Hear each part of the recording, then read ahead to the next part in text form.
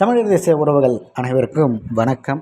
நாடறியப்பட்ட ஊடகவியலாளர் விஜயனை வழக்கு விசாரணை அப்படிங்கிற பெயரில் அச்சுறுத்தியிருக்காங்க தாவேகாவினர். இந்த விஷயத்திற்கு எதிராக அண்ணன் சீமான் அவர்கள் கொதித்தெழுந்து ஒரு அறிக்கை ஒன்றை வெளியிட்டுள்ளார். அந்த அறிக்கையில் அவர் குறிப்பிட்டுள்ளதாவது: புதிய தலைமுறை தொலைக்காட்சியின் அரசியல் விவாதங்களையும் நேர்காணல்களையும் திறம்பட நடத்தி நெறியாளுகை செய்து வரும் ஊடகவியலாளர் அன்பிற்குரிய தம்பி விஜயன் அவர்களை விசாரணை எனும் பெயரில் தாவேகா அரசின் காவல்துறை அழைகழிப்பு செய்வதும் அச்சுறுத்தலுக்கு உள்ளாக்குவதும் போன்ற போக்கு அதிர்ச்சி அளிக்கிறது. குற்றம் சாட்டப்பட்டவரை நேர்காணல் செய்தார் என்பதற்காக தம்பி விஜயன் அவர்களை காவல் நிலையத்திற்கு அழைத்து மிக மோசமாக நடத்துவதும், அவரது அலைபேசியை பிடுங்கி வைத்து கொள்வதும், கண்ணிய குறைவாக நடத்துவதும் கடும் கண்டனத்திற்கு உரியது.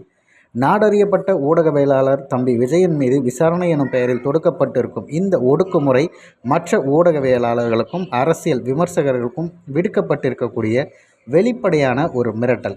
60 நாட்களிலே தாவேகா அரசுடைய நிர்வாக சீர்கேட்டுகளை வெட்ட வெளிச்சமாகி கடும் விமர்சனங்களை எதிர்கொண்டு வரும் வேளையில் அதனை பேசுபொருளாக மாற்றும் ஊடகவியலாளர்கள் யாவரும் குறிவைக்கப்படுவதும் அரசின் கம்பிவட தொலைக்காட்சியின் காட்சி ஊடகங்கள் இருட்டடிப்பு செய்வதுமான போக்குகளின் கருத்துரிமையின் மீது தொடுக்கப்படும் கோர தாக்குதலாகும். திமுக அதிமுக ஆட்சிகளுக்கு தனது ஆட்சி மாற்றும் ஒரு நாளும் அடையாளப்படுத்தி கொள்ளும் அளவிற்கு முதல்வர் விஜய் அவர்கள் இதுவரை இல்லாத அளவிற்கு தொலைக்காட்சியின் நெறியாளரையே குறிவைத்து ஒடுக்குவதெல்லாம் தமிழ்நாடு இதுவரை பார்த்திராத பேரவலம்.